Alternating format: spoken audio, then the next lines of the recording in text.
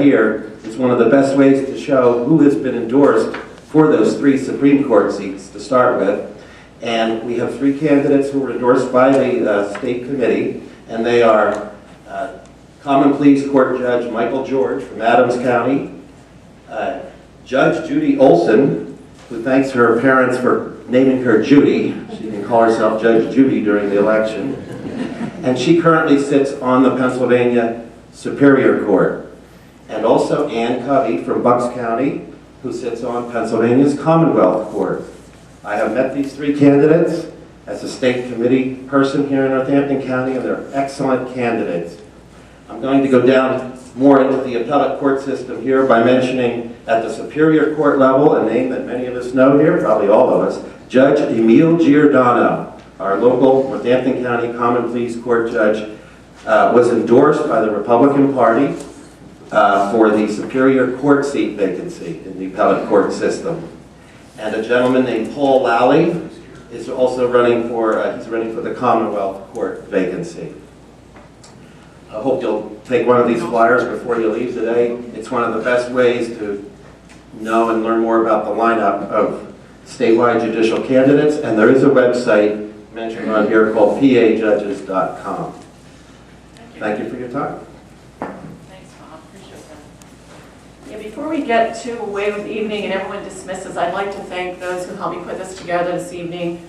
Mary Barquette, she's also a state committee member for Northampton County, and Mr. Hedrick is our timekeeper, and he helped develop the questions, and Howard Kussler is one of our moderators, and many other people helped put this together tonight, so I want to thank them ahead of time before we get started.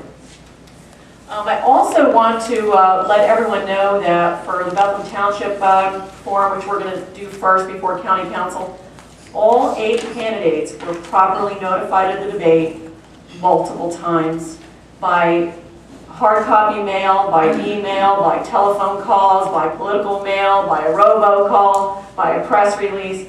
They all had the opportunity to be here this evening, and not one of them notified me with the regret that they could not be here. So I just wanted to let you know that everyone had the opportunity, and not any of the empty seats notified me of any excuse or reason why they could not be here this evening. So I just wanted to let you know everyone had the same notice. So without further delay, we're going to start the forum. Thank you. Oh, okay, the forum. I guess I'm so excited to get the questions going. We have our candidate here who's running unopposed in the primary as a registered Republican. He's running for the Court of Common Pleas in Northampton County, Victor Scamilio. He's cross-filed, but he is the registered Republican candidate, and I just want to make that clear. Vic? Thank you. Can everybody hear me? Okay. You do not have 17 minutes. I will not use 17 minutes. He's done that to me before. Good evening. My name is Victor Scamilio, and I would like to serve Northampton County as your next judge of the Court of Common Pleas. I'm often asked, why do you want to run for judge? And for me, the answer is simple.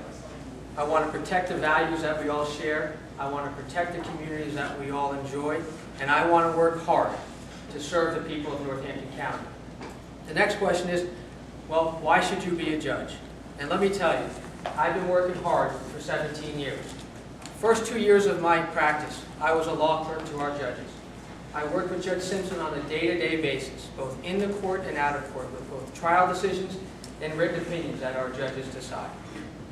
The last 15 years, I've had extensive trial and litigation experience in all subject matters: civil, criminal, orphans court, family court, and juvenile court. I've been certified by the Pennsylvania Supreme Court to try death penalty cases, and our judges have had put trust in me to try those cases. Not only death penalty, but homicide and serious felony cases. I had significant appellate experience in the Pennsylvania Supreme Court, the Pennsylvania Superior Court, and also extensive federal experience in both the Eastern District and the Middle District of Pennsylvania. I've been solicitor for our county, and I've also volunteered with pro bono work to make sure that our courts are accessed by all.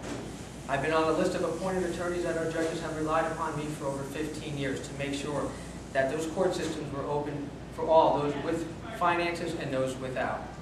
I've stood beside victims of crime. I've stood beside those who have been abused. And I've also represented other aspects of our county.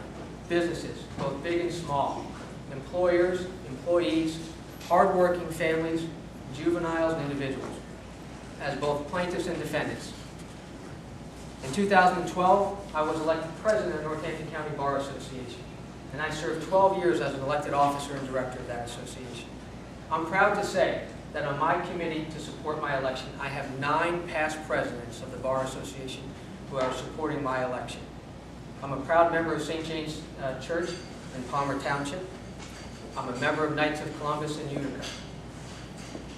I'm also active in the community. I'm a volunteer for local youth sports and for the Boy Scouts of America. And I'm also a volunteer not only in my town of Palmer Township, but also in the city of Easton.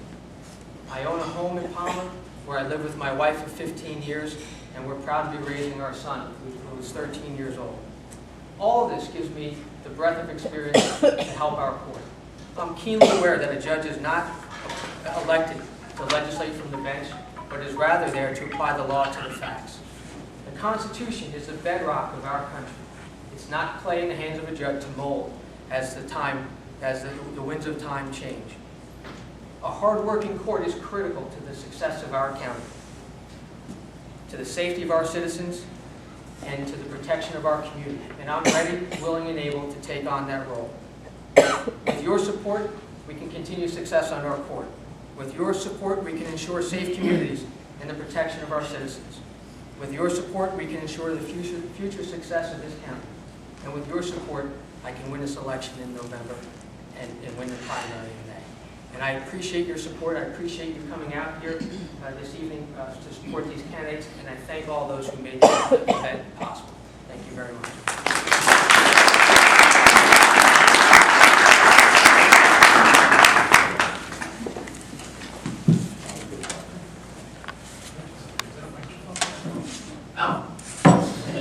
I was looking for that song. I'm keeping it. You don't need it? You might need it. I've been in meetings with you. You might need it. Yeah, I'm allowed. Okay. Yeah. All right. The opening statement. Just real quick, my name's Howard Kutzler. I'm a Northampton County Republican Committee person. I'm also treasurer of the party. And I'd also like to thank Lee Snover for all her time and effort in putting together this forum tonight, as well as Ben and Marcy Hedrick, Mary Barquette, Karen Fry, and Dottie Nicholas, who are all here tonight with the party. So with that said, what we want to do is we'll start the forum, and we'll start with opening candidates. Oh, go ahead, Ben. Ben's our timekeeper, so go ahead, Ben. I'll be flashing this, we have 15 seconds left, and time's up. Put down here, but let you know. I'll be a little forgiving. Considering the amount of candidates here. Yeah, we'll be a little more forgiving. Candidates double the time. Lee will be the judge and jury. Sorry, Victor. So what we're going to do is start with an opening statement from the candidates. You each get 2 minutes, and we will start in the order of the ballots. And with the candidates present tonight, that would be Mr. Martin Zaworski. Thank you. I'd like to thank the Northampton County Republican Committee for hosting this forum and giving us a chance to voice our views to the residents. I've had the pleasure of serving the Board of Commissioners for the last 3 years and being president for over a year now. This experience has been challenging and very rewarding. I've enjoyed the time spent with Bethlehem Township staff as well as our residents guiding the Township of Bethlehem into new direction. Bethlehem Township has many challenges, both new as well as old, taking care of past mistakes made by past board members. New challenges include, how do we manage growth, especially in light of our limited road system? How do we contain costs that are tied with contracts as well as fixed costs? How do we best provide for services both essential as well as non-essential costs? How do we stay on top of and obtain grants to help support our income? Grants are a huge way of offsetting costs for vital services. For years, the township's mindset was to keep doing what it has always been doing, and this tactic won't work in the future. A new mindset has to emerge. and there is resistance, but with good leadership, with a clear vision, changes can be made. We have to do more with less.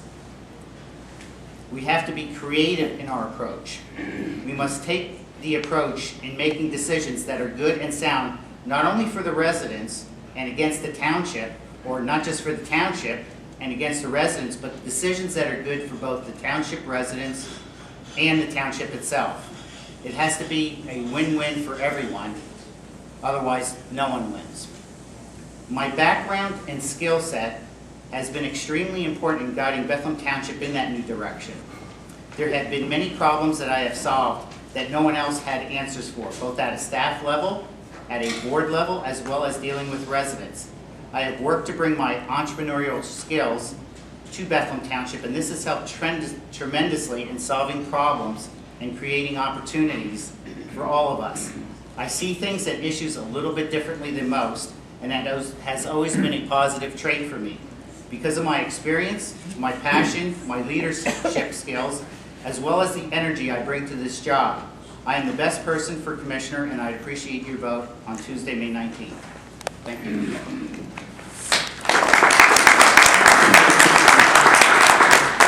Thank you, Mr. Zaworski. Mr. Nolan. Good evening. Again, I want to thank the Republican Party for this forum. I always appreciate a chance to speak. As they say, experience counts, okay? Unfortunately or fortunately, I have a very long history with Bethlehem Township, almost 35 years, both as a volunteer and as an elected official. Okay, I started because when I built my house a couple blocks from here, there were no sidewalks, there were no streets, there were no curves, there was nothing. All right, yet I still had an occupancy. So after a year, I was on the planning commission, and my task several years later as the chair was to foster a complete overhaul of the comprehensive plan, land and subdivision ordinance, zoning ordinance, and a new stormwater ordinance. And I pushed that through, and I think all the new developments in the township since then have benefited from that effort. And we constantly look at our comp plan and update. But yeah, we have planning issues. I think we're on the target. We are fiscally responsible. In 20 years that I've been on and involved, we've only had one tax increase, and that was in 08 when the economy tanked. Since then, we have had no tax increase. Why? Because we do run a very tight conservative budget, but we do not suffer in offering the finest services to the residents, both police, fire protection, recreational facilities, etc. So we do want to make sure. The development that we have coming, I think we have a strong planning commission that we rely upon, and a good township engineer, and the board, and with the knowledge I possess as a 26-year planning commissioner, I think we do justice to anybody coming in. But it's not only coming to a meeting twice a month for a commissioner, you have outside involvements. I service the township both as a representative for the Bethlehem Area Public Library, which I presently serve as a president. I'm also served the Council of Governments for Northampton County as their president for many years. I'm also on the Gaming Authority, which brought in about $1.5 million in grant money in the last 6 years due to my strong efforts on that board. And I'm also a member of the Lehigh Valley Planning Commission, which liaisons all the information from that group into the township so that we're at the leading edge of what's happening not only in the township, but in the county and also in the entire valley. So I do appreciate, like we say, if it's not broken, don't try to fix it. I think I have the experience, and I do wish support of the people who have kept me in office for all these years. Thank you.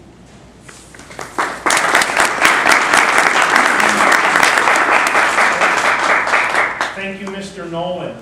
Mr. Murphy. I want to thank everybody for coming tonight and having me here. Before I get started, I just want to relay a message from Paul Weiss, who's a candidate. Paul got back from the doctor today, and he is in bed. He can hardly even talk. So he apologizes for not being here. My motivation for running again for commissioner is to continue to serve the public. Not just the active ones like yourselves who come to meetings like this, but also the silent majority who need someone to make the right, tough decisions that will affect their quality of life. It's about seeing into the future and planning for it rather than burying our heads in the ground and avoiding the inevitable. It's about vision on how to proceed. When I left office 4 years ago, the township was on solid ground. We established a line of credit to handle future large purchases such as fire trucks, sewer improvements, major repairs, any shortages that might come from the budget. To the current board's credit, they have maintained no increase in real estate taxes, but they have used up almost the whole line, most of the line, for upcoming purchases in the year 2015. Income to the township over the years has relatively leveled off. We do not have the inflow of new housing starts to generate one-time income and adds to the real estate tax base. A virtual gold mine to income in an upscale shopping center on Freemansburg was replaced by St. Luke's Hospital. While providing residents with a closer modern medical facility, it doesn't generate the income that the mall would have. Contracts with police and staff call for cost increases each year. Fuel, utility costs keep rising, repairs are needed to the community center, roads keep getting worn out, but the income remains steady. With no development, there is no opportunities to increase revenue. That is why we need a vision on how to move forward. No one wants to be the first one to raise property taxes, but something must be done to offset the increases in expenses. Instead of raising taxes, I would work with the township solicitor to see about raising the % on business privilege tax that we get from the businesses that operate in the township.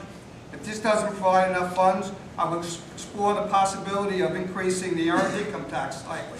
This would generate revenue from working people, but not affect the retirees or non-workers.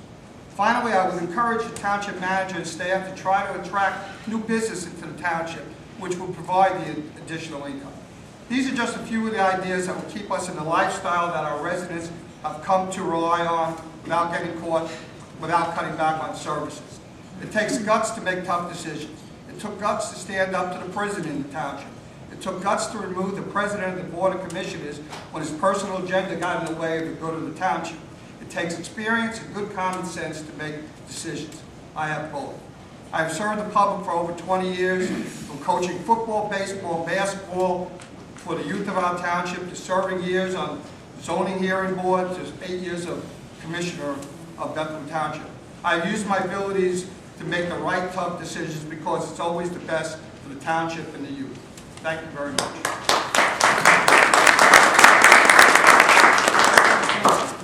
Thank you, Mr. Murphy.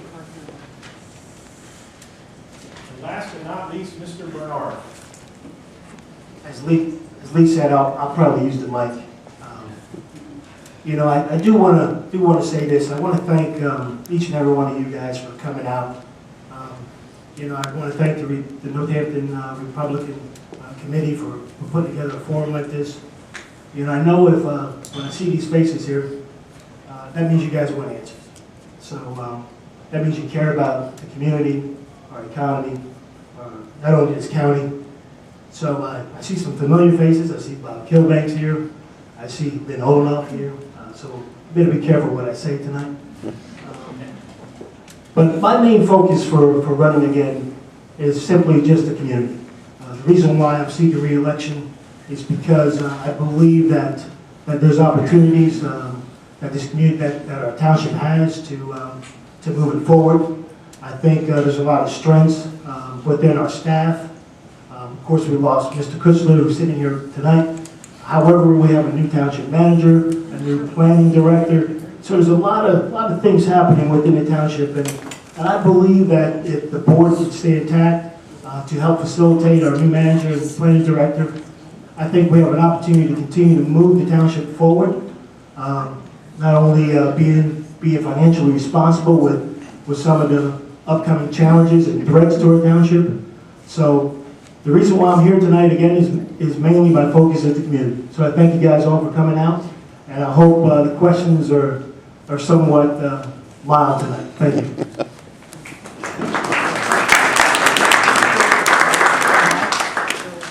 Thank you, Mr. Bernard.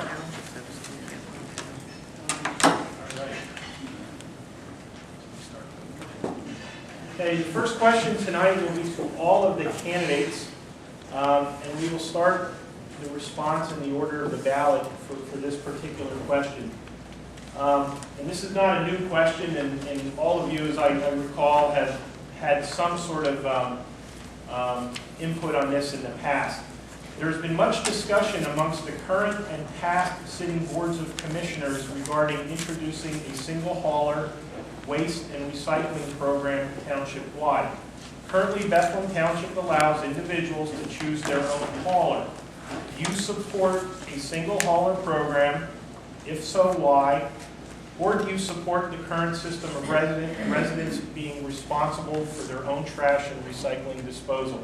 We'll start with Mr. Zaworski. What I support is a situation that, like I said earlier, is a win-win for both the residents and the township. If we go with a single hauler and it's a benefit to both, then it's something that we should do. If it is something that benefits one at the expense of the other, then it isn't something that we should do. I see that there has been resistance from some members of the township. And my position is not one to say, this is how I want to see things done, especially in regards to this. But what's the best decision for everyone? There are many, many benefits to going with the single hauler. There are just a couple benefits for residents to be able to choose their own. Recently, I chose to use a different hauler. I've lived in my house since 1988, and when that development was built, the developer chose a single hauler to protect his roads. Since then, there have been multiple haulers in that development, and with that, I've even changed haulers. Thank you. Mr. Nolan. Yeah, this is not a new issue. This came up several years ago, and as a result of many discussions, both with the haulers and some of the residents at public meetings, you know, we tweaked the ordinance, recycling ordinance. We provided for some of the issues that were prevalent at the time. Right now, it's a mixed bag. Most people who contact me are against a single hauler. All right, they like their service. I have no problems understanding. I've had my service for many years, and I'm very happy with it. The only issue would be cost. If we can save them dollars, yes. But we need, before I take any action, we need to have public meetings with the residents offering their opinions. Okay? I follow Palmer Township, which actually has 3 contracts for the hauler, the recycling, and the garbage distribution. For them it works. But to us, I think there's going to be a strong resistance in the township. And until I know what the sentiment of the township residents are, I'm going to be open and not committed to going and making any changes at this time. Thank you. Mr. Murphy. I'm against a single hauler. First off, I believe it's every resident's right to choose who he wants to pick up their garbage, to do a lot of different things. But I think it may say, if they think that it may save some money, the real reason is it's got to be administered. And that means the township has to administer, which means more work for the staff. I've always been of the opinion, you don't give government more things to do, it's the only way it's going to get screwed up. We have a great staff, but I think they already have enough work on their plate. They don't need to do this. And when I was on the board, it was overwhelmingly no to single hauler, and I still support that. Thank you. Mr. Bernard. Are you looking for a position in particular? We want an answer, Phil. That's why we asked you. I see you guys came for answers. You know, I just want to say one thing that, you know, back in December 2014, I know the staff, as well as the board, we had a strategic planning meeting. Staff met separately, the board met separately, and we looked at some of the opportunities that we really have in the township. Now, I'm going to try to do this within the time frame. And one of the things we looked at was some of the opportunities. And one of these opportunities was this single hauler and a recycling center enlarging that. Now, obviously, my thought and my position on this is, again, to be proactive through planning. We want to continue to be responsible and understand what our community is looking for, what their concerns are. So again, that will be my position. As I mentioned tonight, my focus is still the community, and I'm going to stand in that belief. Thank you. Thank you, Mr. Bernard.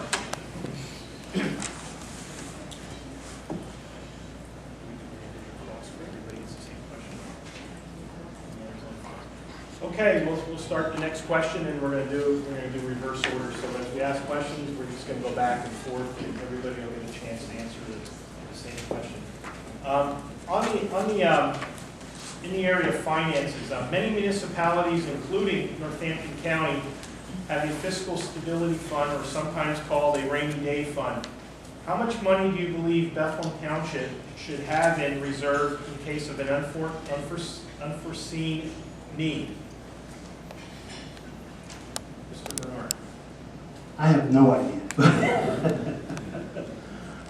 I do know one thing, that in response to your question, one of the biggest issues facing, most municipalities is our economy. And when you're looking at, the biggest threat that we have is how to balance the budget each year. And so when you look at your surplus of funds that are available, what you should set aside for the future, I have no idea what that amount should be or what it could be. So again, I would leave that to those that are, on the staff. As far as our financial director, I think he would probably, give us better insight as to an exact dollar amount if that's what you're looking for. But, right now, again, I wouldn't have an idea on how much we should leave set aside. Thank you. Mr. Murphy. That question goes about looking into the future. As I mentioned before, I believe there should be some reserve fund. When I was on the board, there was talk at the time City of Bethlehem was going to expand the sewer plant. I don't think it's happened yet. I think it's been put on hold. But the numbers at the time to expand would mean that we'd have to come up with some money for Township. We don't have that kind of money laying in around, considering that we haven't had any increases, costs have been going up. My guess, I would agree with Phil, I don't know the exact amount, but I would say from an operating point of view, we should always have in the budget at least 3 months of expenditures socked away that we have. This way we don't run out of money. I'd like to see this reserve built up over time.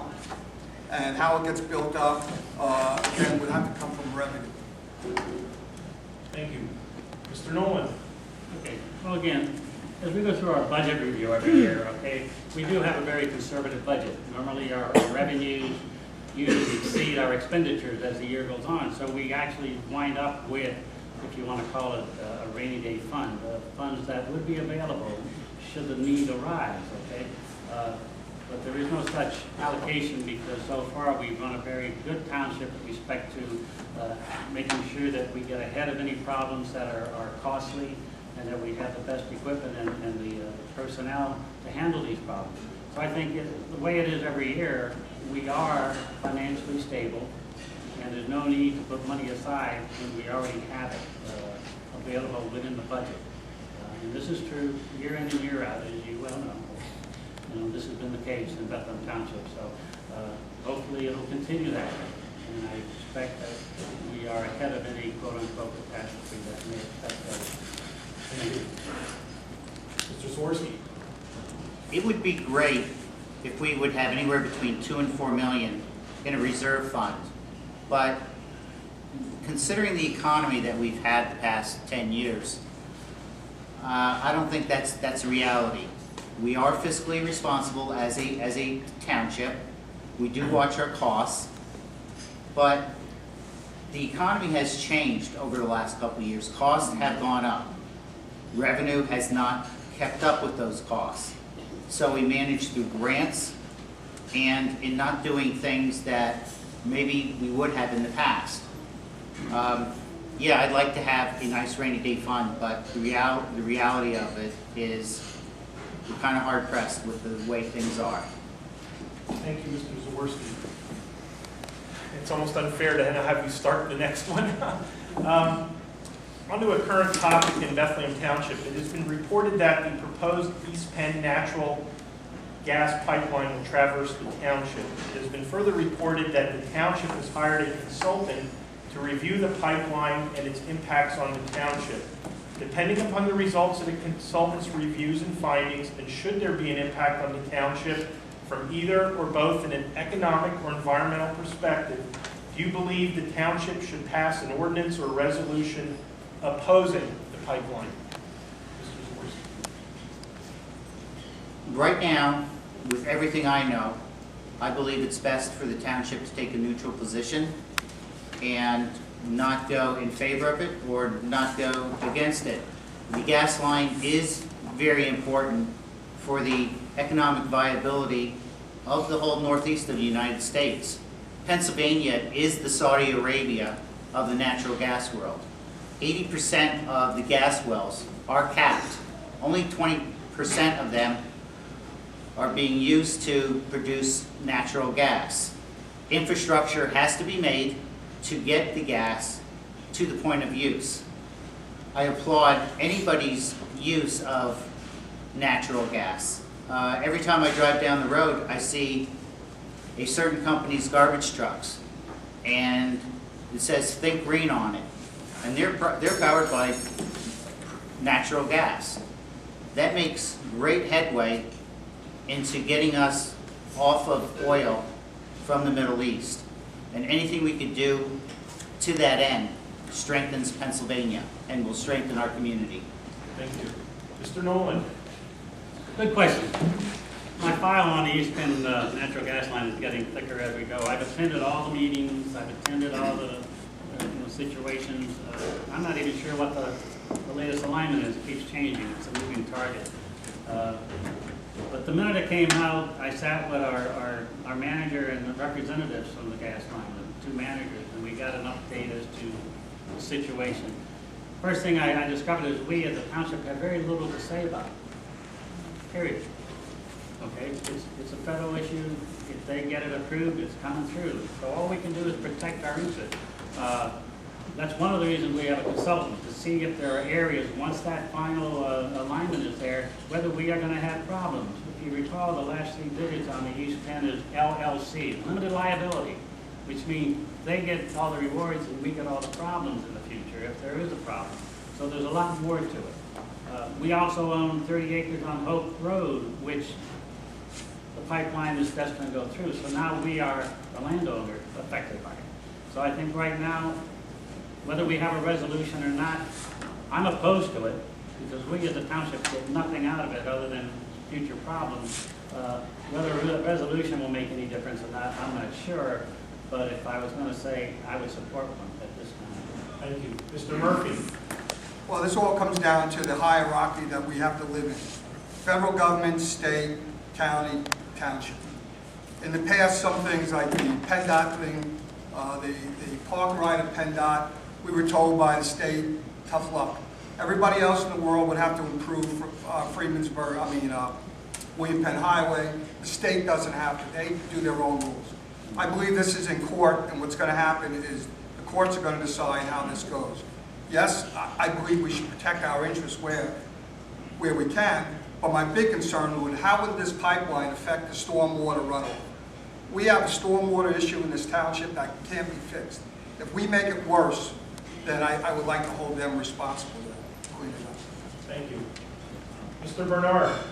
Again, you're here for answers. So would I oppose the Penn East pipeline, which would cause traffic congestion due to construction and dramatically decrease property values while putting our groundwater and citizens' health and livelihood at risk for the financial benefit of a private company? Yes, I would. So, being said, if those were the conditions, if those were the reasons for the pipeline to come in, would I oppose it if it really would dramatically decrease property values while putting our groundwater, as Mr. Murphy said, at risk? I would definitely oppose it. Thank you. Okay, starting with you, Mr. Bernard. Regarding the township's Housenick Park Mansion, what is your future vision of this structure from a programming and use perspective, And secondly, how do you plan on paying for much-needed renovations to make the mansion viable for use by the public? You know, that's a very good question, Howard. You know, when I came on the board some 3 years ago, and I got introduced to this Housenic kind of venture, it's been one that I'm still gaining understanding of. It's a project that I don't know has ever been really truly defined to me as to its use. So I'm still unclear about really what do we want to do down there.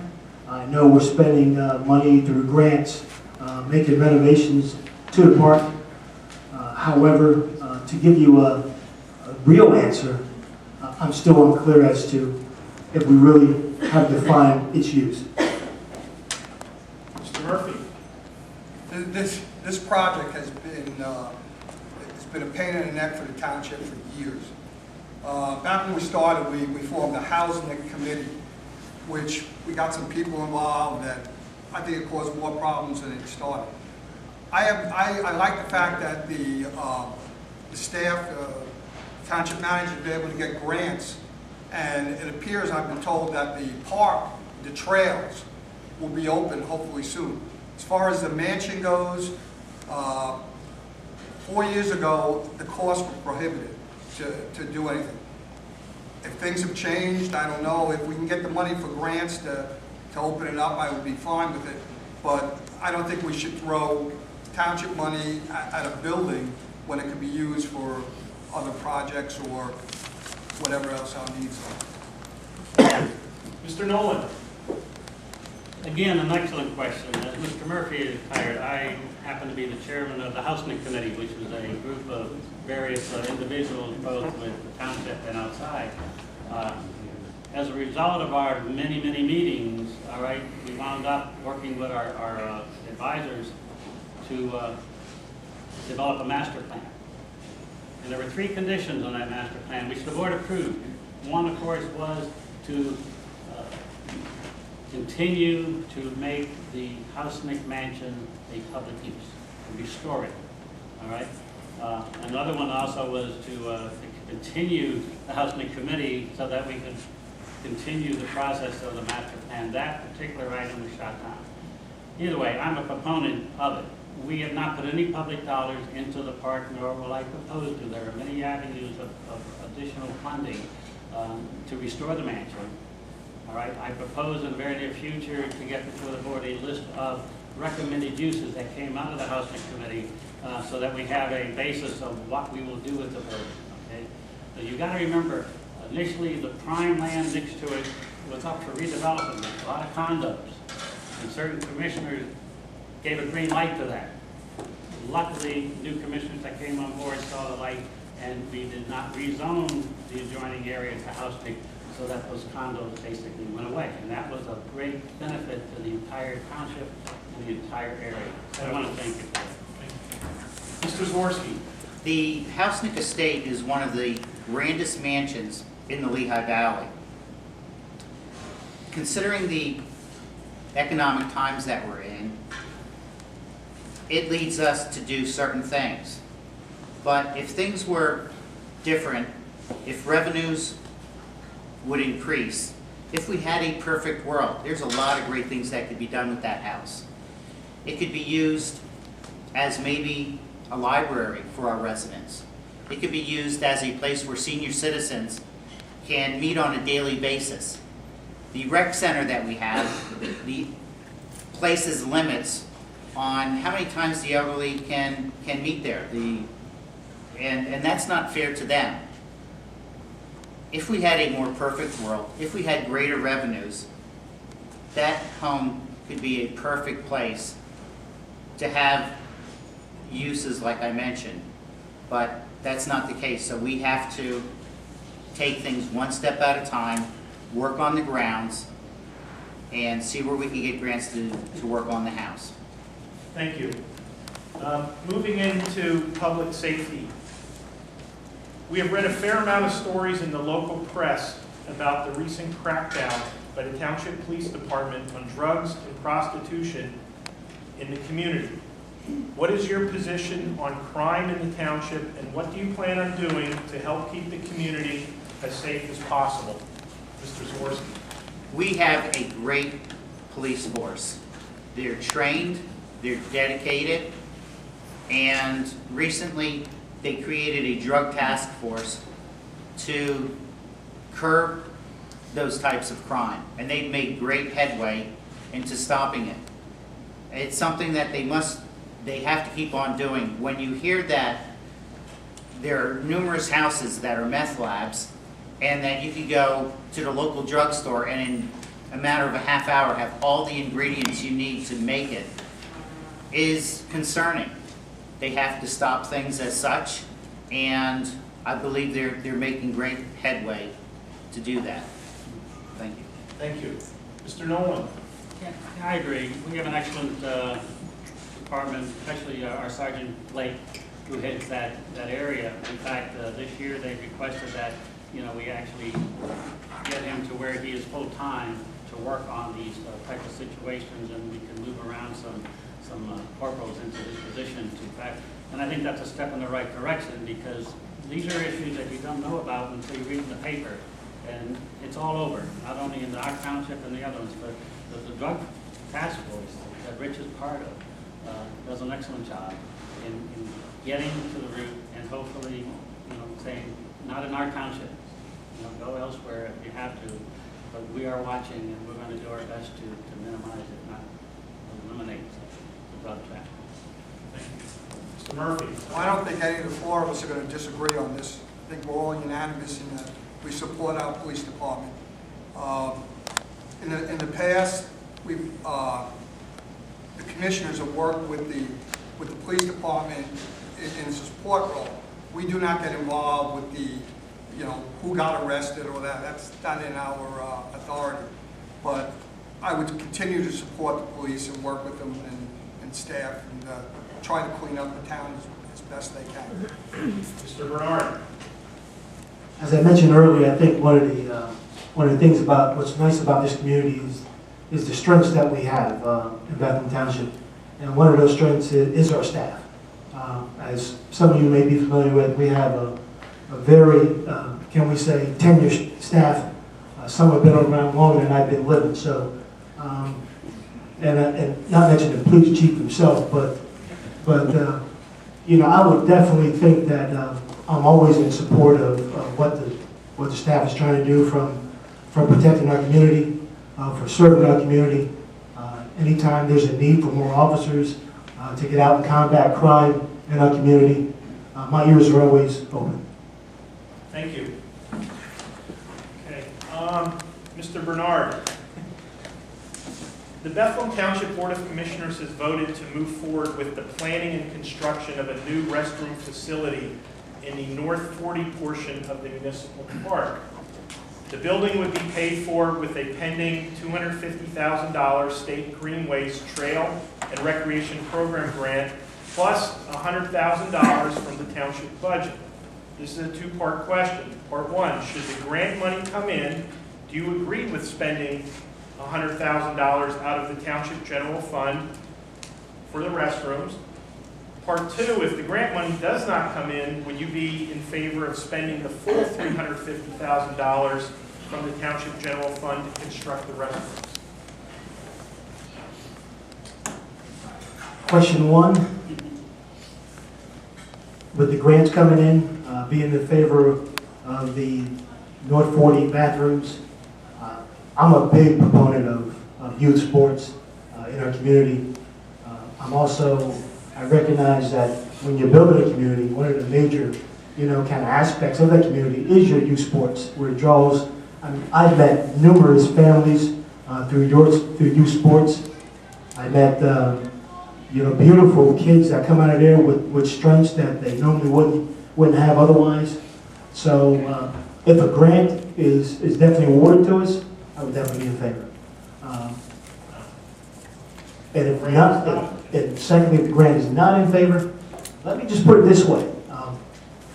I think we spend more money on house neck for some walking trails than we would be spending for North 40 bathrooms. So if we can afford to spend money on the trails, I think then we should have money to spend on the bathrooms. Thank you.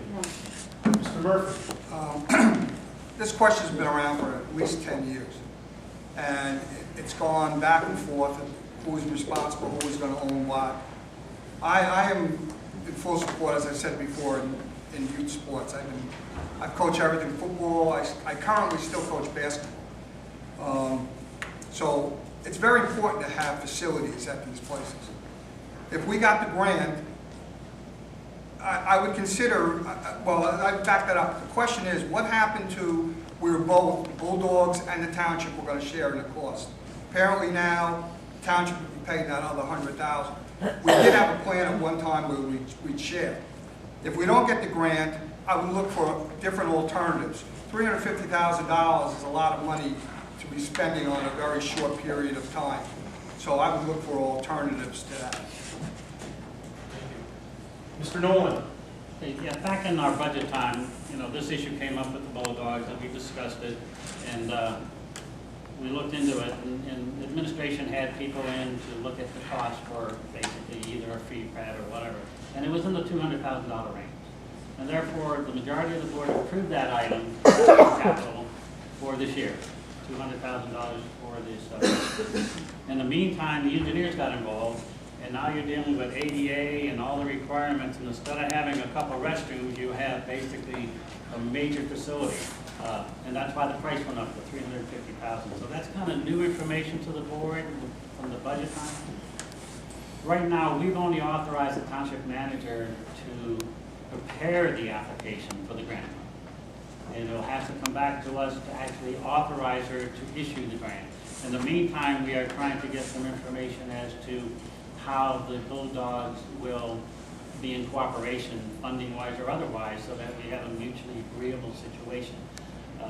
I think we need it, number one. I've gone to a lot of parks, and there's always adequate restroom facilities, especially for major events. Somehow we have to find a way to make it work budget-wise and accomplish that task in the very near future. Thank you. Mr. Zworsky? As I have walked through the township and met residents, there's a majority that says this is something that we need. I talked to one gentleman that said there's 20 different municipalities that the Bulldogs play against, and at each facility there are public bathrooms. Why don't we have public bathrooms? It's something that at this stage of the game that we're not providing those services to our residents. It doesn't matter whether we get the grants or not. We need to find a way to fund this. And there have been different programs as to how we'll fund this. And it really doesn't much matter. We'll find a way, and hopefully they will be built. Thank you. Okay, moving to your typical Monday night board meeting issues. It has been reported that some in the public seemingly spend too much time addressing the Board of Commissioners during courtesy of the floor portions of the public meetings. There has been discussion amongst the current commissioners that a rule should be passed limiting individual public input during courtesy of the floor as well as public hearings to no more than 5 minutes maximum. Do you agree with this? If so, why? If not, why? Mr. Zworsky? I will, as president of the Board of Commissioners, if someone has a valid point and they show passion for what they're doing and they approach the board, I will give them as much time as they need. What's disturbing is people coming up and reading from a list and then the next person saying the same thing and so on and so forth. That gets a little bit frustrating at times. I've passed around the idea that if there's a group of 5, 6, 7 people that all have the same thing to say, maybe they could allocate their time slot to the one person so the one person could talk for 15 minutes if they want to make a presentation that long. I'm not opposed to someone taking having a 10-minute, 15-minute speech for the board. but redundancy is bothersome. Thank you. Mr. Nolan? I recall early on in my involvement, courtesy of the floor used to be at the end of the meeting, which meant whatever you got to say doesn't mean anything because our business is over with. We want to hear you. We fostered to get it at the first part of the meeting. I'm one to listen to what they have to say, especially if it's an agenda item. We also foster that if it's an agenda item, wait till that agenda item comes up so that if a developer wants to talk or this or that, you gain more insight, you will have perhaps better questions to ask. All right, so you should not limit the people who come out. All right, these are the people who go to this end. Hopefully we want to listen to them. An informal policy is fine. Let the chair develop. If there's a major issue and you got the overcrowded room, you know, limit people so that you can get on with the business. But don't have a policy that you restrict people to a time frame because that's very demeaning and disrespectful to them. Thank you. Mr. Murphy? We're elected by the people, and we have the right, they have the right to ask us any questions they want, bring up any issues they want. To keep the meeting flowing properly, though, it's the job of the president, who's moderating the board, who's in charge of the board, to keep the questions moving.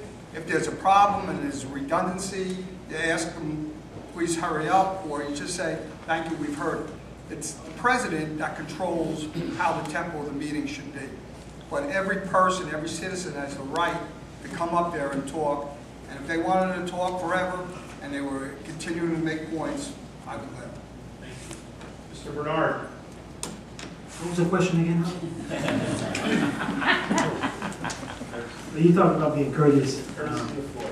Courtesy of the floor. Obviously, you know, when I think about, you know, people that are courteous and respectful, that means I have an opportunity to listen. When they come to the meetings, that means they want to know that we really care about what they have to say.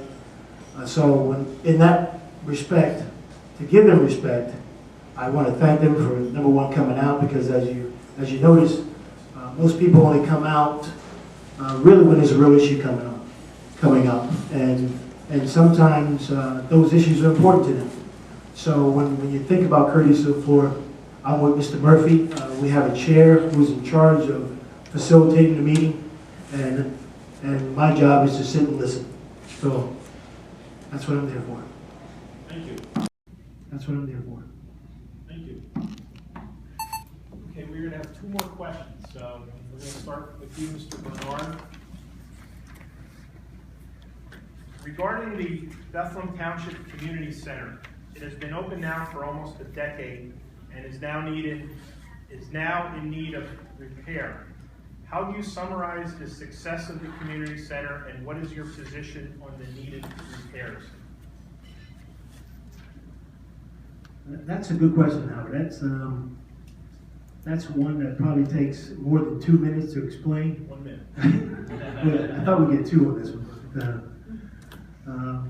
When I think about the community center, and again, that's one of the things that we've been strategically planning and looking at ways of making improvements there and renovations to better meet the needs of our community.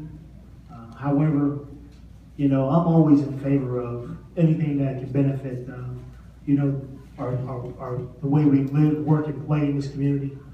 So anytime we look at things that we need to do to better enhance those opportunities, I'm all ears for that. Thank you. Mr. Murphy. I remember when the community center was approved, it was the last meeting before Mr. Nolan and I came on the board. And I think at that courtesy we got up there, Mr. Nolan and I know I did, and we asked them to please hold the vote till the next meeting when we have the new representatives on the board. Well, they voted, and we came in there and we had a plan approved. There was a lot of construction issues building that. So the current board really doesn't have any, it's not their responsibility of things that have happened. But over time, over 12 years, things wear out. I can't believe when it was approved, in my wildest expectations, I never would think that it's used as much as it is. I go over there all the time. In fact, I'm going over there tonight after this meeting, and it is packed all the time. It's our responsibility to maintain it, and whatever needs to get done, we've got to do it right this time. Thank you. Mr. Nolan? Yeah, I agree. The community center is a gem, as far as I'm concerned. Number one, it serves a definite purpose. It's heavily used, and more important, it's financially stable. It is not a deficit to our budget. It sustains its revenue and its expenditures every year. But yeah, there are problems that we have to address, like any home, age brings problems, especially with auditoriums, condensation, etc. issues. So we are presently looking at that, and we will have to come up with a plan and the funding necessary to correct problems before it gets past to a point where those problems will only become more expensive. But as for its use, I think it has served the township well, and it will continue to serve the township. So we have to maintain it like any other asset to benefit and to encourage the programs and whatnot. We have an excellent staff that does quite a job on making everything available to the residents, both in sports and in other type of programs that are available to them. So I think they've done an excellent job, and I'm fully supportive of it. Thank you. Mr. Zaworski? The community center is one of our greatest assets that Bethlehem Township has. The changes that we are going to be making over the next year will be a benefit to our community. This is one reason people love Bethlehem Township, appreciate it, and they move here because of the recreation center. And it's something that we should always be mindful of as we move in the future as to how we fund it, how we improve it, and how we expand on the uses that are there. Thank you. And the last question of the evening, we're going to just get into state versus local jurisdiction. It was reported that the Township Board of Commissioners approved an ordinance amendment not allowing firearms in township parks.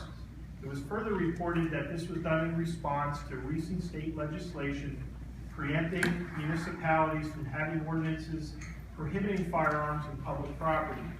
With that said, knowing that a number of municipalities such as Harrisburg, Pittsburgh, Lancaster, and Philadelphia have challenged this state statute in court, should they prevail and the requirement is overturned, would you reinstate a firearms ban on township property?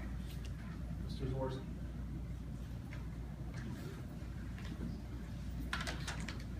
There is a place for guns, but I don't think the place is in our parks.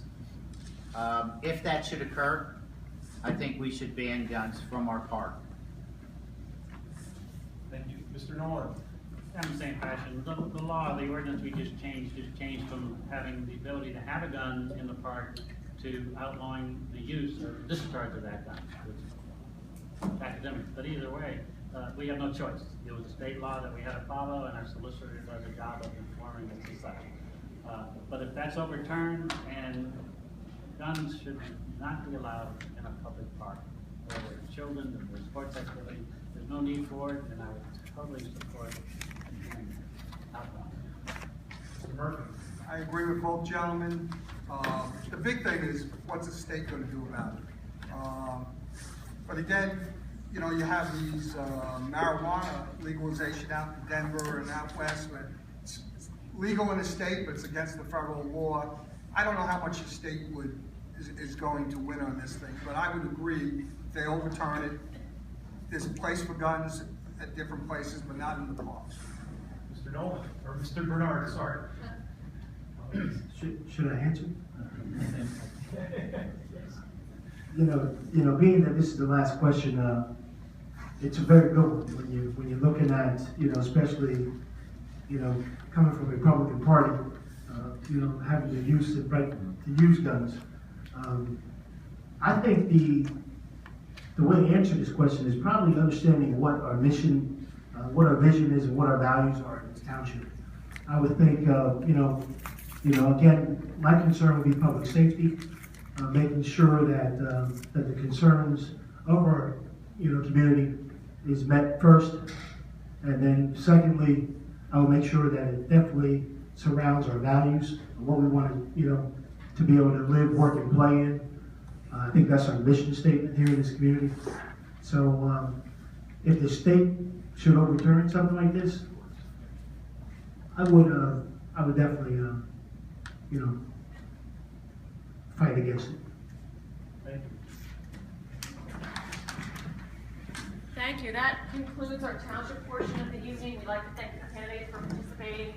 And at this time, we're going to transition into the county. We ask you please remain because the county council candidates here tonight also include candidates for Bethlehem County. So we're just going to take a small, just a recess here and change candidates. And again, Let's thank have you a round of for applause participating. for our candidates.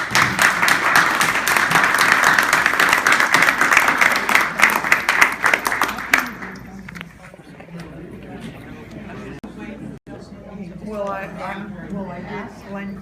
We're going to get this portion of the forum started, and since this part of the forum relates to county government, we're going to have someone come up and give some remarks about the controller position in the county. Ron Engel, can you talk to us about the controller position?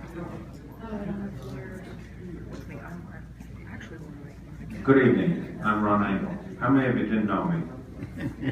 I don't. Good job. We have no candidate for controller in Northampton County. No one came forward to put their name in, and for those of you who follow county government, Steve Barron is an incomplete, who should be removed from office. He is old, he's gross incompetent. So, the party has decided I'm their candidate, I guess. They've endorsed me and they want me to run. But the decision will have to be made by at least 250 people. That's what's required to be write-in votes to get on the ballot. Here's what I will say about that. And my political advisor, Cheryl Corse, is in the back making big eyes. I never say what she wants me to say. I also never write speeches, by the way.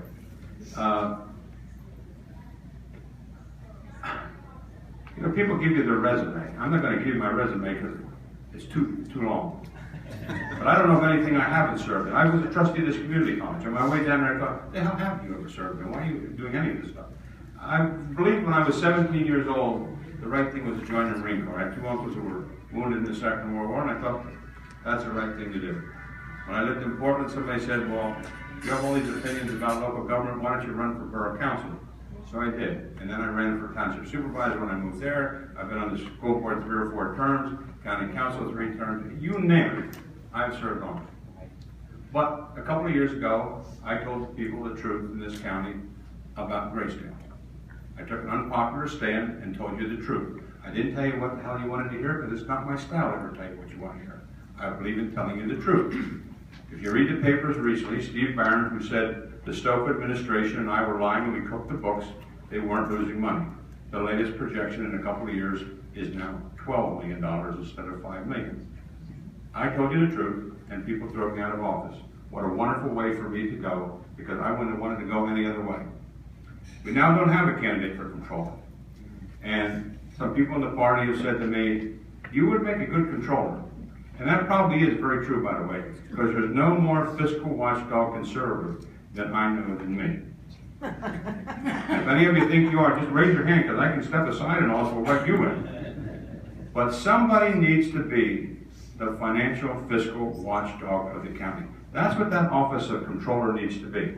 Not somebody who's down at the Union Hall every afternoon, patting people on the back at the Union Hall, goes to businesses and threatens them that if they don't do what the unions want, they won't do business with the county.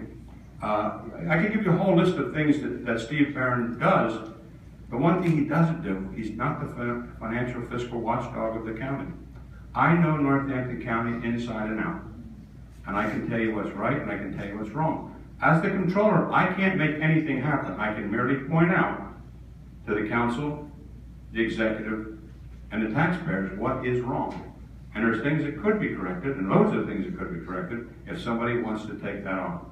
So here's where this is all at. The party seems to want me to be their candidate. They've endorsed me. I didn't request it, by the way. I don't know if I've ever been endorsed. I've been thrown out of a lot of places. I never knew. And if 250 people are bold enough to write my name in, I can assure you I will run a hell of a campaign in the fall against Steve Barron, because I detest Steve Barron. And if elected, I will give you what I gave you every time in every place I ever served. And that's 110%. Which is a small private development company. and we specialize in taking unloved, unwanted, and unused properties and turning it into a productive asset. One of my first large-scale projects was the DUI Center that is now currently in West Easton, Pennsylvania. That was approved through the county as well as the local municipality in West Easton. The project took over 3 years, but now that center removes nonviolent offenders and puts them into a place where they can have work release, and it saves the county money in terms of population, from the general population at the prison to the county. Those people who work at the work release pay back their debt to society, and it works out very well.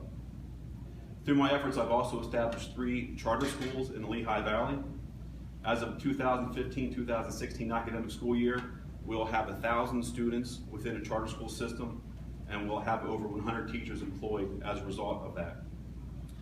As the COO of Saucon Valley Manor and Whitehall Manor, we provide quality care for up to 400 residents, and we employ just slightly under 250 employees that care for those people.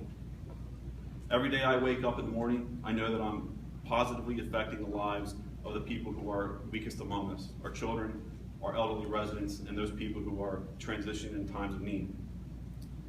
While I feel very fortunate for all the gifts I've been given, what provides me the greatest joy is being a dad to my 2 boys, Declan and Keegan, who are both in middle school, very active in everything, including football, Boy Scouts, karate, drama, music, all those above. Although I'm retired from coaching football and baseball because of their ages, I'm still active in the Boy Scouts. I'm an assistant scoutmaster of Troop 418. I also am a dog owner of a rescued Weimaraner named Zoe, and she's not the best behaved dog, but she wants you to know that she is trying. I want to take my 15 years of experience in both the private and public sector to work for Northampton County. I know that what it is like to make a payroll. I know what it's like to stay on budget. I know what it's like to provide services for people. Anytime I'm asked why you're running for council, this answer is quite simple. I just want to help. Thank you.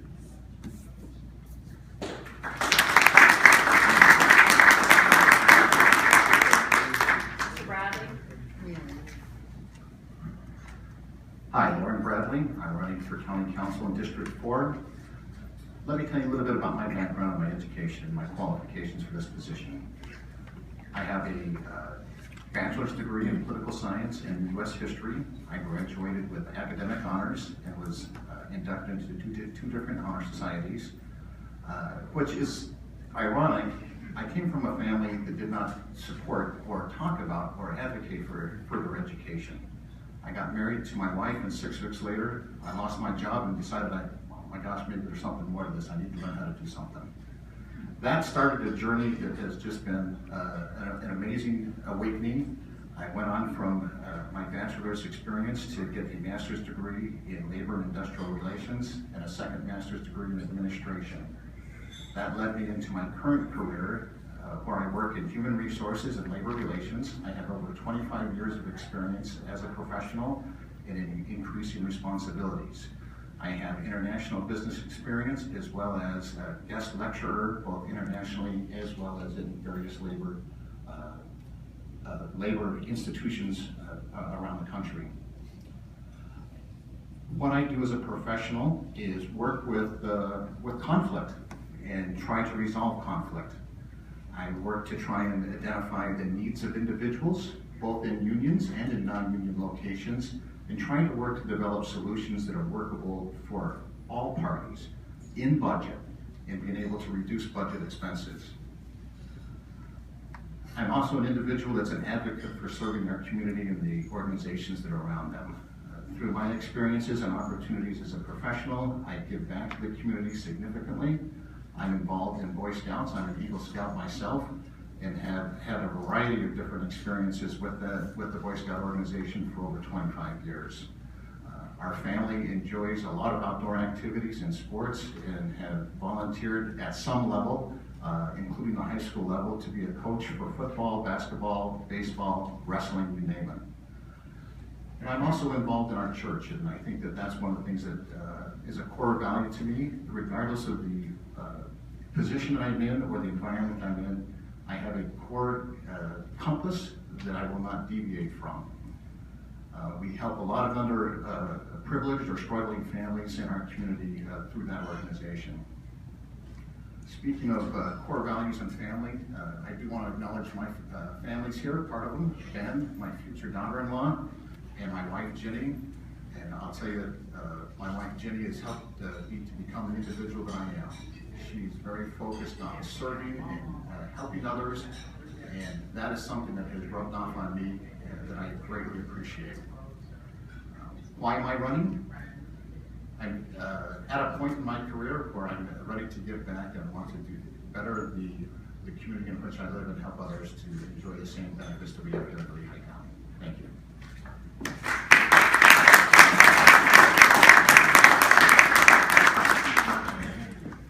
Well, thank you very much. I'd like to thank the Northampton County Republican Committee and the Community College for hosting this event.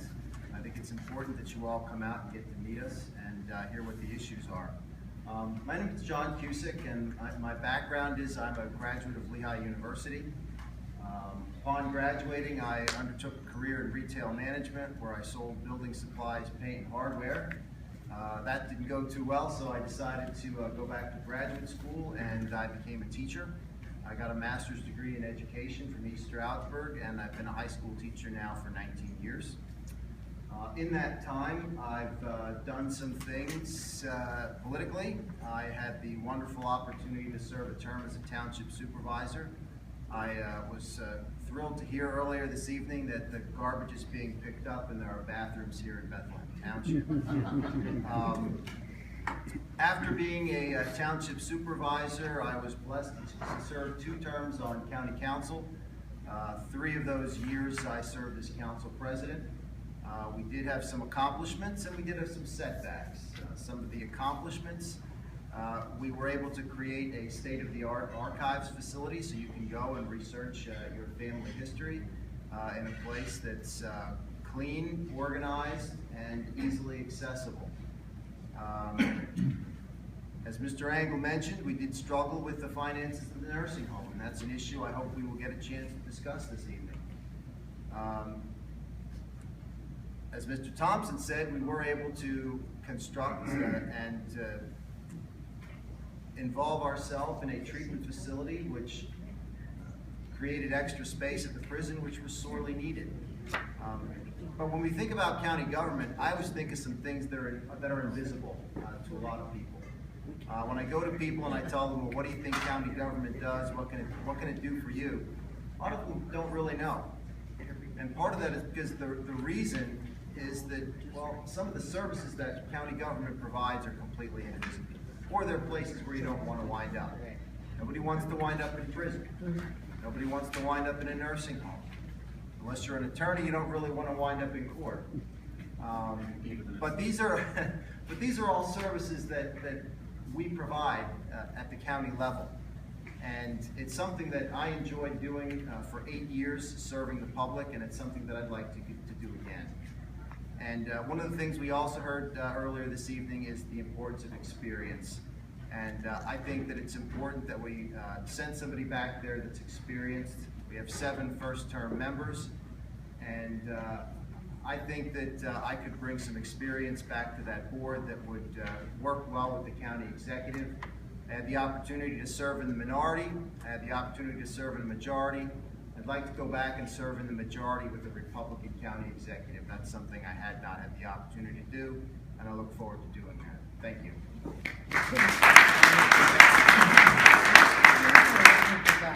Well, I'd like to thank the Northampton Republican Committee for putting it together, and of course for having it here at Northampton Community College. This is actually the college where I began taking my general courses for my aviation and business management before completing the professional pilot program over at Lehigh Community College. I've been blessed in my life. I've been blessed to marry my best friend and have 3 kids, 2 of which you've seen walking around through here. Our third actually has confirmation for church this evening, so he couldn't make it. I've also been blessed to have the opportunity to have a career in aviation and flying. It was an opportunity that I achieved through hard work. You know, since graduating high school, I worked at the airport. I started off going to college classes during the day, taking flight lessons in the afternoon, and actually working 3rd shift as a baggage handler, cleaning the airplanes. And once I got my initial ratings and completed the college program, I started working for line service during the day. And then in evenings and nighttime, I would do emergency medical flights as a co-pilot, building up my flight time and resume that way. Also during that time, I also started my own charter brokerage business, which ended up growing into a catering business, which we supported a lot of the operators on the field in Allentown, which also then grew into a coffee shop and deli on Main Street in Bethlehem. It took a lot of hard work, and two of the employees that worked there were both my mother and a very good friend of mine, my oldest son's babysitter at the time. And so there was a heavy responsibility and burden to make sure that it made money so we can make payroll. So I understand the troubles and the what small businesses go through. And during that time, I've also been blessed to turn that property, that business over to my mother. It was something actually she had always wanted. And through the support of my wife, I took the leap and actually took a career in flying, which is where I've been for the last 8 years. I was hired there as a co-pilot, working my way up from co-pilot to a captain to a training captain, and actually as of this June, I'll be the chief pilot for our operation. And that came about through hard work and discipline and working with our co-workers, all the different departments in the company, through accounting, through the pilots, through dispatch, and also working through government agencies. I mean, obviously we deal with the FAA, we deal with TSA, unfortunately, and a lot of other agencies. But so I know what it's like to work with these agencies. I know what it's like to work with different companies and work together to a common goal, which was obviously a safe, economical flight department that's competitive and with unparalleled safety record, and I'm proud of that. I say I'm blessed for these opportunities because when I was younger, I wasn't on the same track as that. When I was 4 years old, living in New Jersey, my parents divorced, and I bounced around to different homes in New Jersey. Never really felt at home until 10 years after that, when I was 14, I settled in Wind Gap, Pennsylvania, which became, everyone took me in, and right away I felt at home. I made some friends there that have been my friends till this day. I talk to on a regular basis. And I want to make sure that, I want to fight to make sure that that's the same opportunity we provide for future generations and draw people into the area. As someone who's committed to pro-life, I've recognized that not only protect the quality of life of the child, but also their spirit. And that is why I've coached all my kids' sporting events, from football, wrestling, baseball, but also my wife and I are Sunday school teachers at our church and youth group leaders. And so I think it's important to give back, and that's why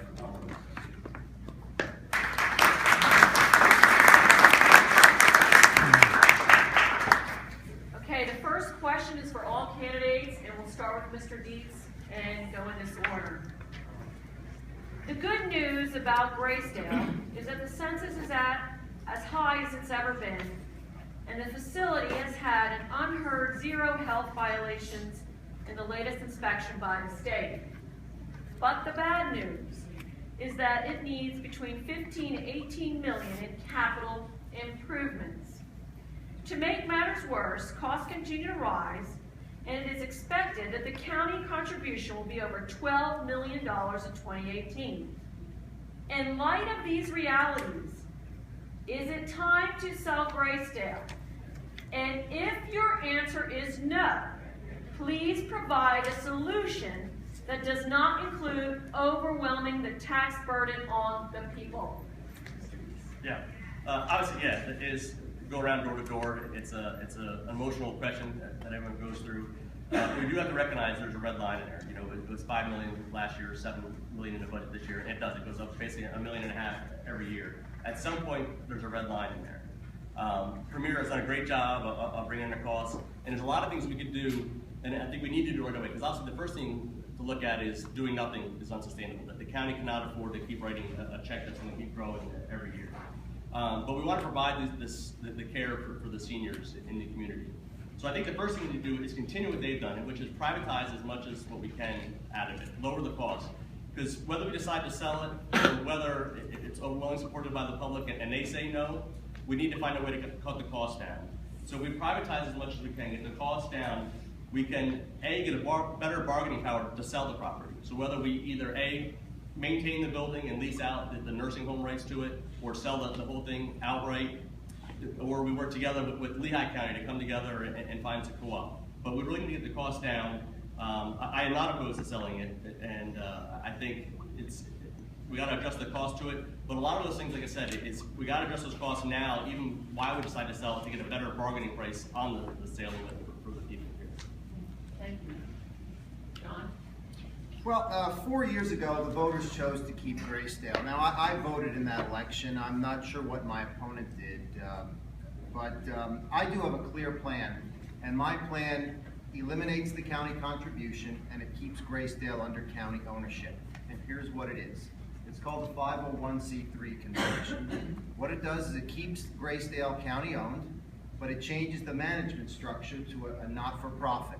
What the not-for-profit does, or what that enables us to do, is to collect a higher reimbursement rate from the state. Okay? One of the reasons we're in the problem that we're in is because a law was passed 6-7 years ago that restricted the reimbursement rates for county-owned nursing homes. And we're stuck. And we've tried to change that law to no avail. Okay? So we've heard today, just in the paper, I saw a council member said, well, we're gonna lobby our state reps, state senators. We tried that. Okay? And what we've seen is county after county after county has gotten out of the nursing home business. Okay? But there is an alternative. Okay? The alternative is a not-for-profit conversion. And what that does is it raises our reimbursement rates and it eliminates the county contribution to Graysdale. Okay? Thank you. Is that the same idea that hospitals operate under? The model that you should look for is Center Crest in Center County, State College. They did this exact same conversion. They went from a large contribution rate to 0 within a year. Thank you. Mr. Bradley? I agree that one of the alternatives to look at is the reimbursement rates. I would say first that we complete a top-down analysis, do a business review, take a look at and do it. What does our vendor scorecard look like, or our management scorecard, and make sure that we're holding them accountable for developing more efficient processes. I think that we also need to talk with our unions and other interested parties and develop a business case. That there's some efficiencies that we need to accomplish and make sure that we become a break-even status. I would look at doing those things first and making sure that we try to prioritize to make it workable without increasing any extra burden or additional burden on the taxpayers. I would go down that route first before the alternatives, which would be signed. Mr. Thompson? I made it a statement when I came out that I don't think Graysdale should be sold. I'm a big fan of the Three Stooges, and I remember one of the shorts where Mo, Larry, and Curly are in a boat, and Curly accidentally shoots a hole in the boat, and they all begin to bail it out. And Curly then shoots another hole in the boat and says, well, I'm just trying to get another hole so the water has a place to run out. There's been no vision in terms of Graysdale other than letting it founder and die. The voters came out 3 or 4 years ago and said, we want Graysdale, and then all hands are on deck to try to sustain it. Why don't we try to make it a for-profit center? Why don't we try to get Medicare to reimburse the people inside the Graysdale home instead of sending these individuals out by ambulance, which is expensive, to a hospital, which needs services like dialysis, and have the hospital make all the money for Medicare? Why don't we keep those services inside Graysdale so that we become a profit center as opposed to letting these things trickle out the door?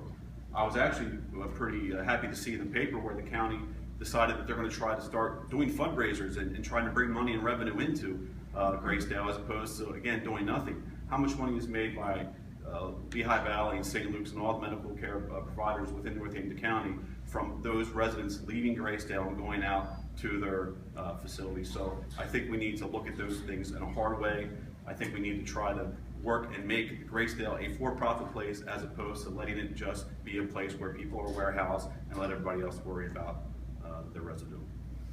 Thank you. Next question for Mr. Cusick. Northampton County's Home Rule Charter has been in effect since 1978. Since that time, there have been several lawsuits over the executive's authority to enter into contracts and whether the voting registrar reports to the executive or the elections commission. There is both a director of corrections and a warden. There is a court administrator and a director of court services. Do you think it's time for a major overhaul of the Home Rule Charter and Administrative Code and how would you go about it? That's a good question. One of the things that I did when I was a member of county council was to sponsor a potential ballot question that would have done a home rule charter study. And if I'm elected, I would support that again, because I think there are issues that we have that do need to be addressed. There are overlapping positions. There is, you're right, directors of court services and there's court administrators. There are some questions whether the Department of Court Services should be put under the courts.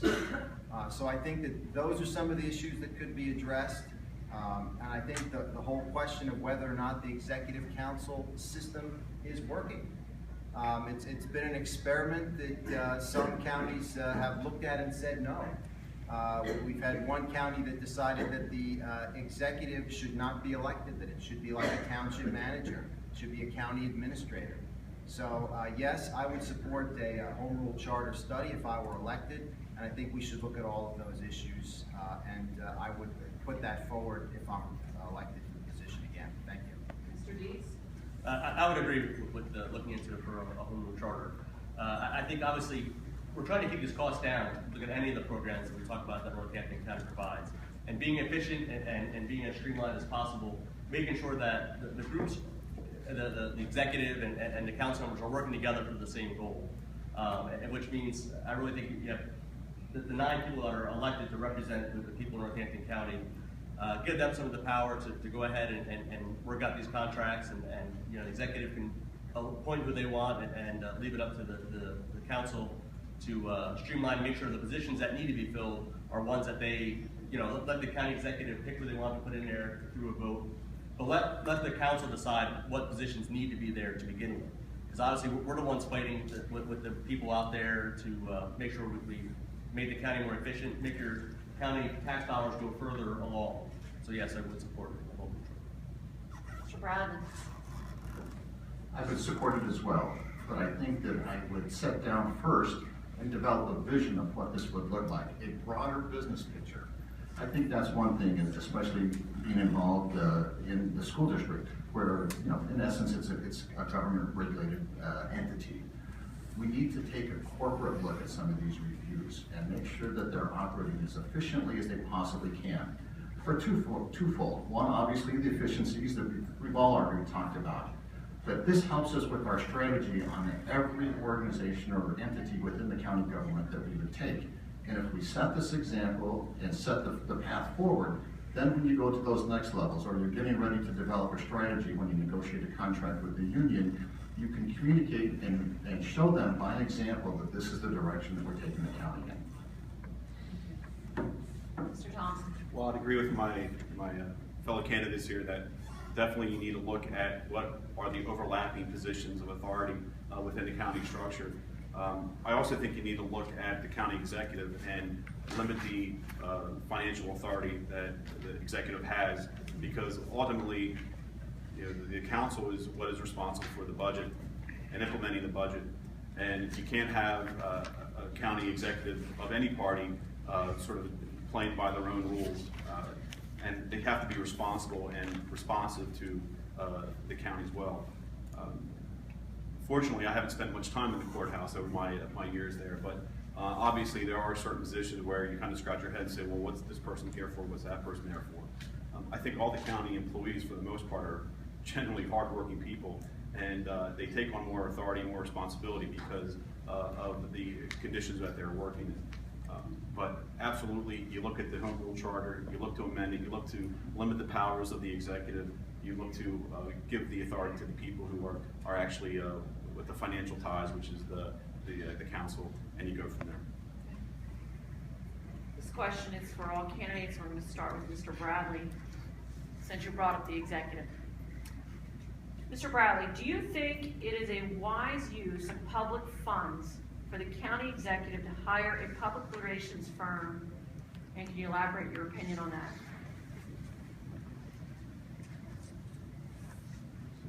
The answer is yes, absolutely. Anytime, I think, when you go to make wholesale change, it's important to make sure that you have a communication strategy.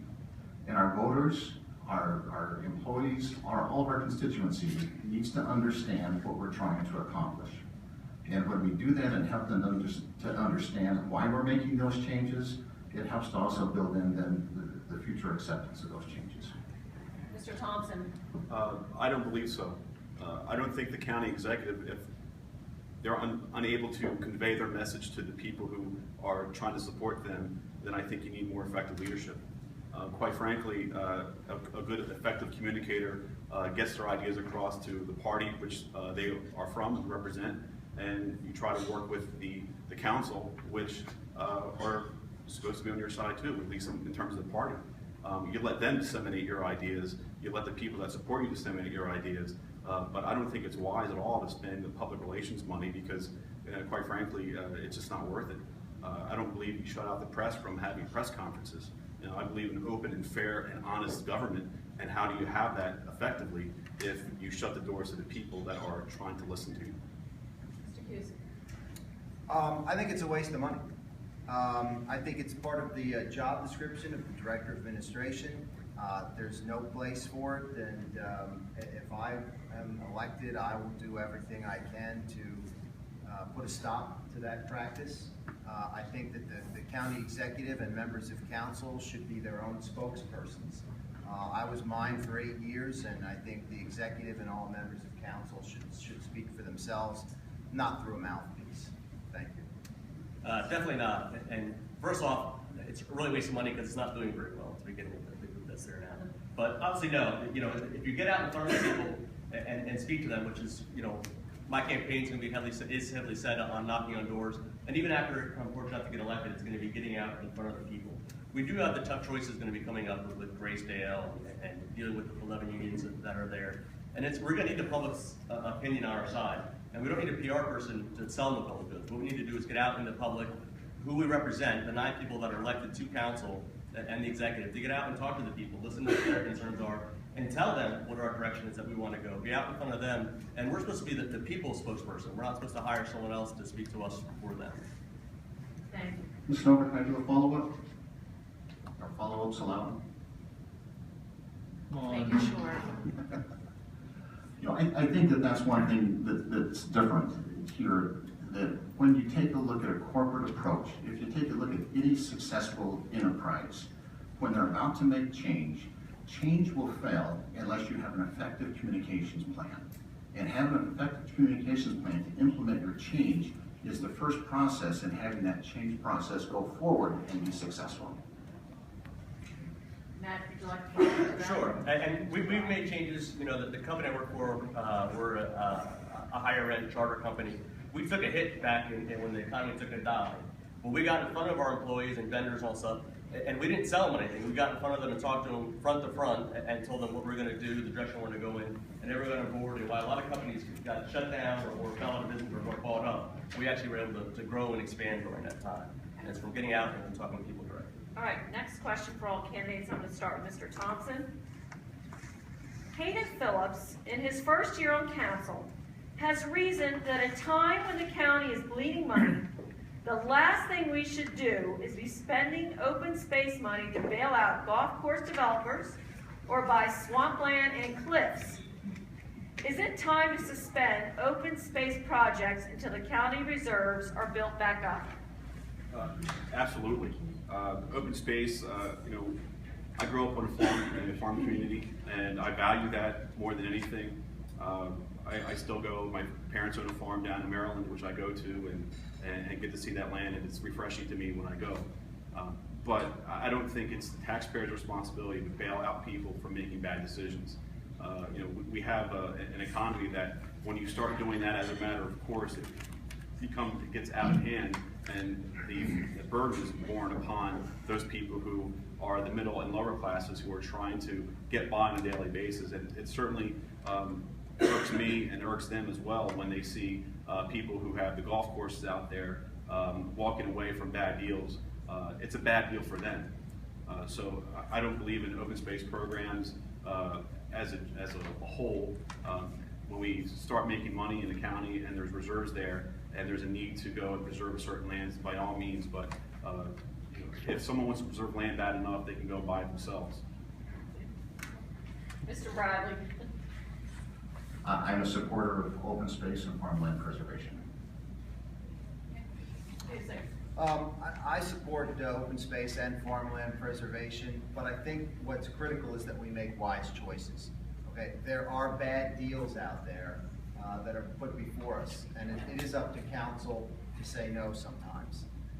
One of the things you have to keep in mind is that open space money from the county can be leveraged with state and local dollars. So by not putting up especially farmland preservation, we lose the opportunity to draw down money from the state. And if we don't take it, trust me, somebody else somewhere else will.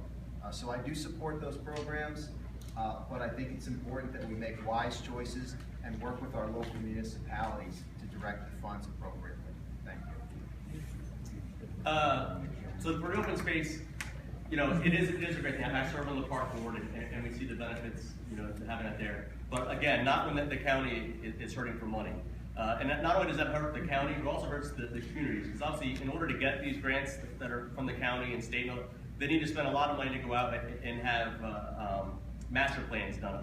And for every program that gets accepted for it, there's 10 different communities that draw master plans that don't get accepted, and that's, you know, burdensome on their local community. And as for the preservation, you know, I moved to this area because it is a beautiful area, and we want to keep it that way. But right now, so far, you know, since it started in '89, we spent over $60 million of local taxpayer, state, and local funds that come out of the area to buy over 13,000 acres. If we're going to continue, we need to have a plan. You know, at what point does the county, you know, have the rights to or change the rights to enough of the land? You know, at some point it's going to stop, you know, and so I like to see it tied off to development. You know, from the farmland preservation standpoint, if development was to stop in a perfect world, we wouldn't need to buy up any more property for farmland reserve. So we tie it to a growth in development, you know, so it only matches, we only invest in the farmland preservation if there's a rampant growth. So when this happened, it was back in the 90s when things were flourishing. There was a lot of money in the area, people were developing the area. So then there was definitely a need in there to preserve this farmland from being developed. As things slow down, we need to slow down as well. Okay, Mr. Bradley, this question starts with you. Do you agree with the recent 2015 1 mil tax increase passed by the Republicans? If so, why or why not? I agree. I think that we have, you know, we're in a difficult economy. We've heard that from several of the candidates that previously went up. Right now, and those that have had previous government experience, I'm on the school board right now in Nazareth area school district. The thing that's facing us right now in all governmental municipalities is the pension requirements that the state is placing on us. They are requiring all of us to continue to increase the funding for public employees significantly year after year. We have to, it's a requirement, we have to meet that obligation. I think while we do that we have to take a look at where our other spending activities are and see if we can absolutely reduce them wherever we possibly can. We've done that at Nazareth, but what we have to do is make sure that we're doing this in a way to where we are sensitive to our taxpayers, that we're making sure that we reduce spending and cut out programs that are unnecessary while we make sure that we meet that funding obligation. Mr. Thompson. I don't. The first reason is that the projections which were made based upon the rationale of raising taxes turned out to be false. So that was either poor vision or poor information, but I don't believe that that was wise to do something when you didn't know what the ramifications are. I believe in pragmatism, and you don't rationally rush out to do something, especially when it affects the taxpayers. I just spent the last 4 weeks of my life going through audits and tax returns for the companies which I represent, and you know, that's no joke. That's why I look so tired now. But 1 mil here with tax increases for school boards and local municipal taxes going up, and all the fees going up for the services which you're paying your tax money for, at what point do you just say, enough's enough, stop? I don't understand where the money's coming from, because certainly I'm not sure how many people here are getting raises every year to take away the tax increases that you're getting. So I don't agree with it. It was based upon faulty information. It was based upon a false premise, and You know, I think everyone's going to realize that going forward, that unless you have the right information, you shouldn't even begin to think about raising taxes on the taxpayers. Mr. Cusick? Well, I think the reserves were drained. Pension obligations have continued to increase. The cost of keeping Graysdale under county ownership, as determined by the voters, has been a burden. The swaption, which was entered into by Mr. Reedman and a previous council, that Mr. Engel and I sat month after month urging Mr. Stofa to put an end to, that drained the reserves. So there was little or no choice that this current board was left with. Operating with little or no reserves is extremely dangerous, particularly given the situation with the state budget. If you're put in a position where you're not getting state funding at the county level, you have to dip into your reserves. So it is absolutely necessary that you have 2 months worth of reserves in order certainly to keep your bond rating high, but also to make sure you can pay your employees if the state money doesn't come. And that may happen this year. I think revenues did need to increase. Mr. Beeds? I do support that choice that they increase the tax. Now, make no mistake, that was from years of reckless spending. You know, 4 years ago, they had 60 million in emergency reserve funds, and they were projected to have budget around 2 million at the end of that year. And that is, you know, it's not a way to run a business, not a way to run our homes forward. You know, when you run that low in there, it turns any event that you may have into a crisis. And that leads to bad choices, you know, because you look for, when you're that tight on your budget with no reserves in there, you look at things like swaption and all those other things, because you look for a short-term gain which have a long-term cost to it. If you're financially sound, you can make long-term choices, make the right investments, so that the long-term stability of the financials of the county are in line. So, but it's also why it's important to elect someone who's going to be fiscally conservative, so we can fight to make sure that that tax increase goes into that reserve fund and doesn't come out for the general spending like it has been, so we can get rid of that tax and then fight to make the county more efficient to lower the overall tax. John, Mr. Cusick, this question goes to you first. Would you support legislation to revert the role of the controller to its original status as a part-time position as described when the Home Rule Charter was adopted? Well, I supported making it a full-time position, and I do believe it should be a full-time position. But I think if we want to attract candidates that are interested and are qualified, we need to pay someone who meets the qualifications. And specifically, I think someone should have some training in accounting. The current controller has none. So I think that I do not want it to go back to part-time. We saw with a part-time controller, we had some fraud and theft right across from the DA's office. And I think having a full-time controller is beneficial. Somebody should be in there and should be accessible all the time, okay? But let's make that person a professional, and let's pay them as a professional.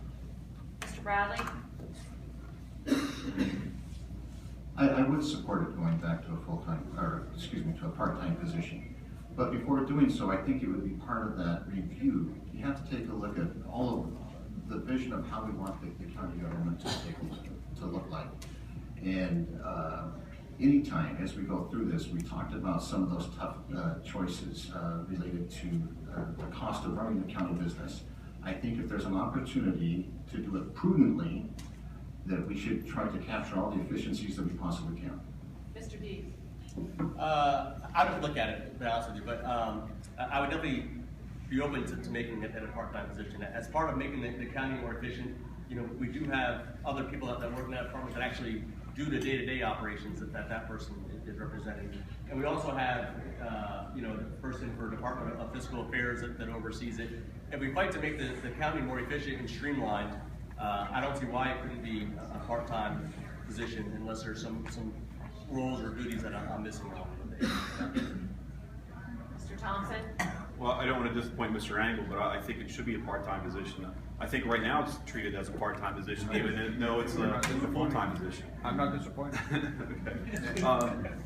Honestly, if you have a person and you elect a person who has experience and the ability to act as a controller, it shouldn't need to be a full-time position. When you put somebody who's learning on the job or not learning on the job and just keeping the chair warm, it doesn't make much sense. If you want an official government, you put people in there who are qualified, and those qualified people do that job efficiently. It's basic finance 101. So. Okay, this next question will start with Matt. Matt, would you have voted for the recent ordinance change that lowered the dollar amount of county council oversight of certain purchases from $100,000 to $10,000? I would have supported it. And I think, you know, if their issue is that puts a burden on the county, then I think we need to look at how we structure the finances of the county to make it more efficient. If they would have came back and said, you know, maybe 10,000 is too low, let's meet somewhere in the middle, I would have been open to looking at that too. But I think making the office administration more accountable, more fiscally responsible with the funds, and fight to overhaul a system that makes it so that they can get by with less without making, you know, getting around to the next vote or accounting on it. John? Well, I would say no. I think the council's job is not to micromanage. What we do is we go through a budget process every fall. We set the numbers there, and it's up to us to set those parameters for the executive to live within those budget lines. $10,000 is, in my opinion, just restricts the flexibility that he would have, particularly with human services contracts and some of the larger purchases. I don't think it's county council's job to be regularly approving things like toilet paper. That's not our role. Okay? Our role is to set a budget and have the county executive and the administration live within the parameters of that budget. I think $100,000 is adequate. Mr. Bradley? Yes, I would have voted for it. In corporate America, we refer to this as the grant of authority. I think that it is always prudent to make sure there's some types, and I'm not talking about micromanaging, but I think that they're having some type of a system to where there's a check and balance to ensure that appropriate expenditures are being paid for appropriate purchases. Mr. Thompson? I'm of the belief that government should be pragmatic and not rush to make bad decisions. I believe having a limit of $10,000 on the county executive would prevent the county executive from making those decisions. And ultimately, the council is responsible to the people and should be responsive to them. So if you have to approve a case of toilet paper, well, by all means, you should be responsible enough to do that.